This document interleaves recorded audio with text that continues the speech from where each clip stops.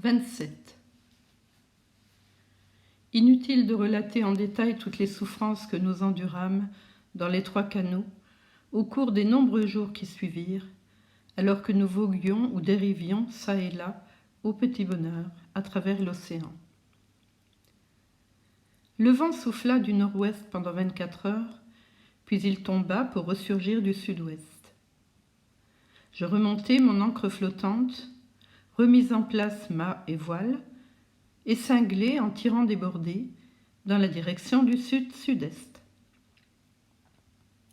J'aurais pu aussi bien gouverner vers l'ouest-nord-ouest, mais je voulais chercher vers le sud des eaux plus tièdes. Au cours de la seconde nuit, il était, je m'en souviens, exactement minuit. Le vent devint furieux et je dus recourir de nouveau à mon ancre flottante. Le jour naissant trouva mes yeux vitreux, l'océan cinglé de blanches écumes à perte de vue. Le canot se dressait presque debout sur son ancre de fortune. À chaque minute, nous courions le risque d'être engloutis. Les embruns et l'écume passaient si nombreux par-dessus bord que je devais écoper sans arrêt. Toutes nos couvertures étaient trempées. Maude, sous son ciré, son suroît et dans ses grandes bottes de caoutchouc, ruisselait, mais était sèche en dessous. Seul son visage, ses mains et une mèche folle de ses cheveux luisaient et dégoûtaient. Elle me relayait de temps à autre à l'écope et en jetant par-dessus bord l'eau embarquée, affrontait bravement la tempête. Quand je dis la tempête, c'est une façon de parler, car une vraie tempête nous aurait sans doute engloutis. Ce n'était qu'un grain, un très mauvais grain. Mais tout est relatif, et ce n'en était pas moins notre vie que nous jouions tous deux. Nous luttâmes la journée entière, sous un vent toujours hostile et glacé, tandis qu'autour de nous rugissaient les vagues. La nuit revint pour la 3e fois, et ni Maude ni moi nous ne dormîmes. La situation resta inchangée le jour suivant. Au cours de la 4e nuit, la jeune femme s'écroulait de sommeil. Je la couvris d'une bâche goudronnée et elle s'endormit. Le lendemain matin, alors que reparaissait la même lumière glacée, le même ciel chargé de nuages, les mêmes vagues mugissantes sous le même vent mordant, j'eus bien peur qu'elle ne se réveillât pas. Elle n'était pas morte, mais seulement engourdie par le froid. Quant à moi, je n'avais pas fermé l'œil depuis 48 heures. J'étais trempé et transi jusqu'à la moelle des os, et plus mort que vif. La fatigue autant que le froid me raidissait les membres. Pour moi, c'était une torture de faire jouer mes muscles, et je ne pouvais leur donner un instant de repos. Comble de malheur, nous dérivions à présent vers le nord-ouest, c'est-à-dire dans une direction nettement opposée à celle du Japon et vers la mer désolée de Bering. Et pourtant, nous vivions quand même. Quand même, le canot résistait, et le vent ne s'apaisait pas. À la tombée de la 5e nuit, il eut un nouvel accès de fureur. L'avant du canot piqua du nez dans une lame, et quand il se redressa, l'embarcation était pleine d'eau pour un bon quart. Affolé, j'écopai en hâte, et lorsque j'eus terminé, je saisis la bâche dont je m'étais servi pour couvrir Maude et l'étendis sur l'avant du canot. Ce fut une excellente protection contre les lames qui s'y déversaient et nous inondaient un peu moins. Maude était dans un état lamentable. Elle gisait, blottie au fond du canot, les lèvres bleues. Sur son visage, couleur de cendre, se lisaient clairement toutes les souffrances qu'elle endurait. Mais ses yeux brillaient toujours d'énergie, Toujours elle avait un mot d'encouragement à me dire. Ce fut au cours de cette nuit que la bourrasque atteignit son paroxysme. Mais comme j'avais fini par succomber au sommeil, je ne m'en rendis pas exactement compte. Le lendemain matin, le vent s'apaisa tout à fait, la mer se calma et le soleil brilla sur nous. Oh, ce soleil béni! Comme nous baignons nos pauvres corps dans sa délicieuse chaleur qui redonne la vie, comme après un orage les insectes trottinent dans l'herbe.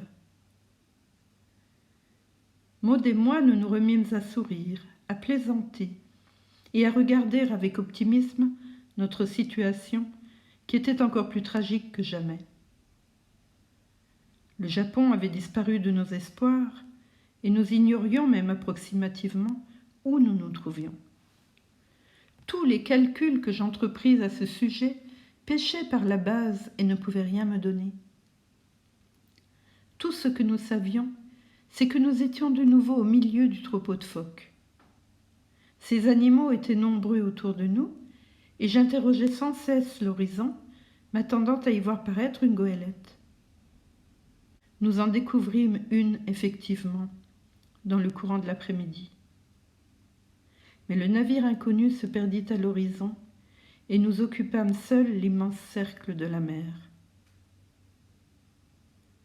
Vinrent ensuite des jours de brouillard, où l'humeur de Maud s'assombrissait, et où les mots joyeux ne voltigeaient plus sur ses lèvres.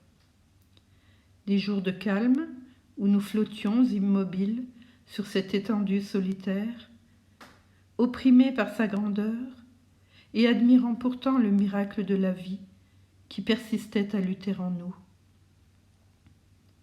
Des jours de tourmente, de neige et de grésil, où tous nos efforts ne parvenaient pas à nous réchauffer et à ramener la circulation du sang dans nos veines.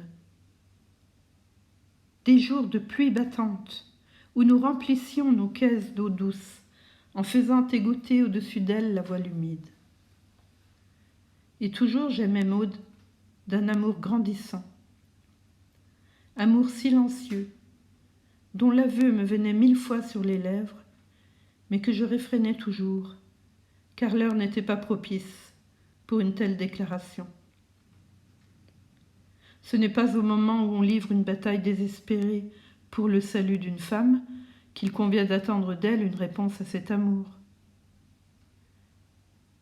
Nous vivions côte à côte comme de bons camarades, sans qu'un mot, un geste, un regard trahît jamais mes sentiments secrets. Et ce qui était du moins certain, c'était l'affection croissante qui mutuellement nous unissait.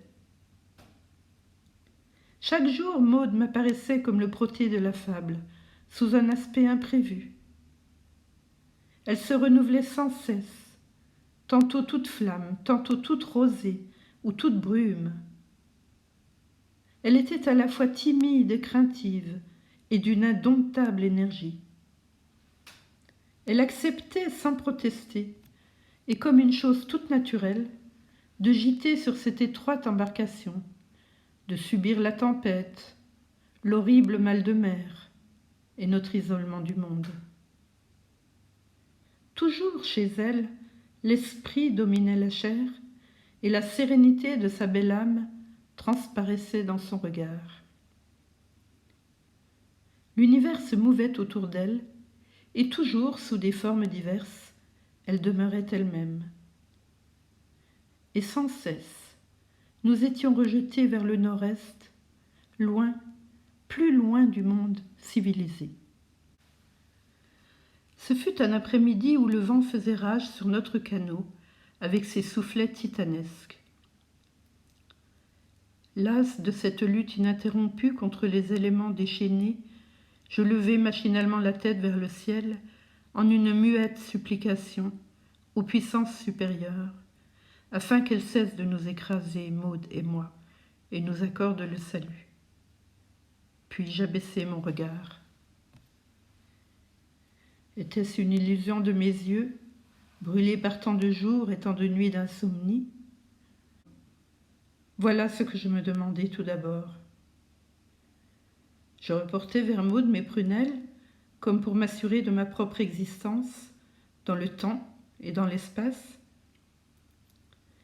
Ses joues ruisselantes d'eau de mer, ses cheveux qu'ébouriffait le vent, et par-dessus tout, ses beaux yeux, hardis et doux, m'affirmèrent que je ne rêvais pas.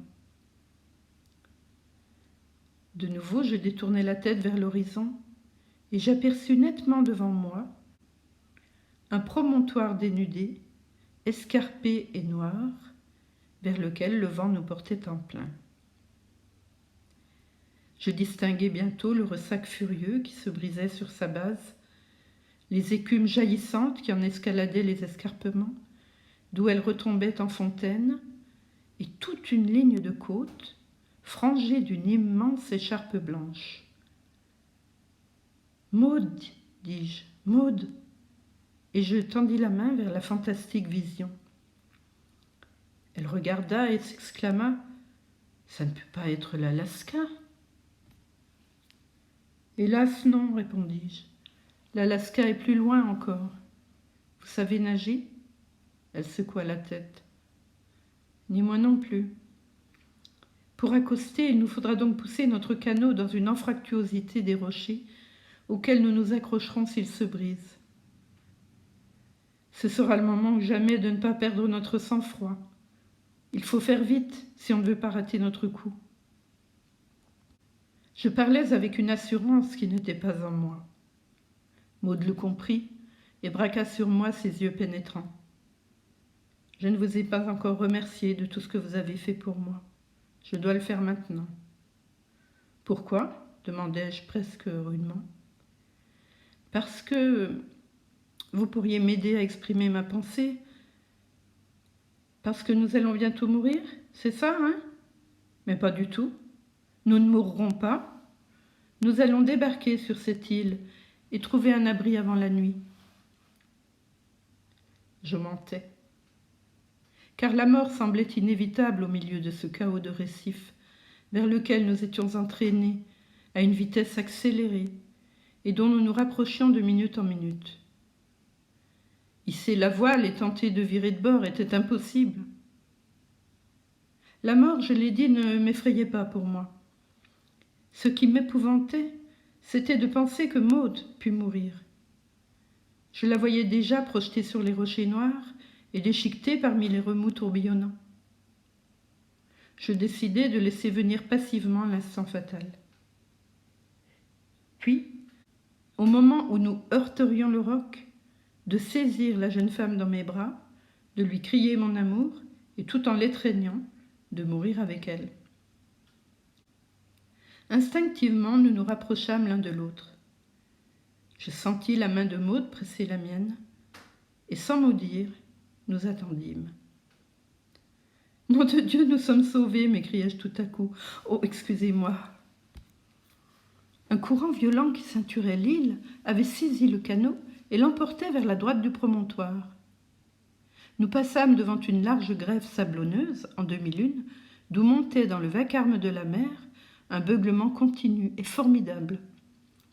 Je m'exclamai, « Une colonie de phoques ! Il doit y avoir aussi des hommes et des bateaux pour les protéger des chasseurs. Il y a peut-être aussi un poste à terre. Nous sommes sortis d'affaire. » Mais le courant continuait à nous entraîner. Nous décrivîmes ainsi un demi-cercle autour de l'île et nous arrivâmes sur la face qui était opposée au vent. La mer était là, étonnamment calme.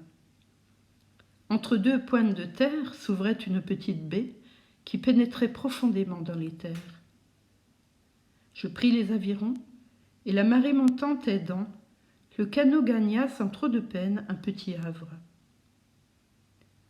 L'eau, paisible comme celle d'un étang, n'y était ridée que par les souffles errants de la bourrasque qui se brisaient, comme sur un gigantesque paravent, sur les escarpements que nous avions d'abord affrontés et où nous avions pensé trouver la mort. La quille du canot toucha un fond de galet. Je sautai à demi dans l'eau et tendis la main à Maud. L'instant d'après, elle était près de moi sur la grève. Comme mes doigts relâchaient les siens, elle s'agrippa précipitamment à mon bras. En même temps, je me sentis vaciller, comme si j'allais tomber. C'était l'effet déconcertant qu'exerçait sur nous la cessation brusque du mouvement. Nous avions si longtemps vécu sur la mer, où les vagues nous avaient ballottés, que le contact avec la terre ferme produisait un choc imprévu sur notre organisme. Il nous semblait que la grève allait s'élever à notre droite et à notre gauche, comme tout à l'heure les lames, et que les deux petits caps qui nous encadraient allaient se balancer au même rythme qu'un navire. Et quand Maud et moi nous nous efforçâmes de conserver notre équilibre, nous faillîmes justement le perdre parce que les mouvements escomptés n'avaient pas lieu. « Il faut absolument que je m'assoie, dit la jeune femme avec un rire nerveux et un geste pour signifier que la tête lui tournait. Elle se laissa glisser sur le sable caillouteux de la grève. Je m'occupai d'amarrer le canot en toute sécurité, puis revins la rejoindre. Et voilà comment, en débarquant sur l'île de Bonne Volonté, ainsi fut-elle baptisée par nous, nous eûmes le mal de terre, pour être restés trop longtemps exposés au mal de mer.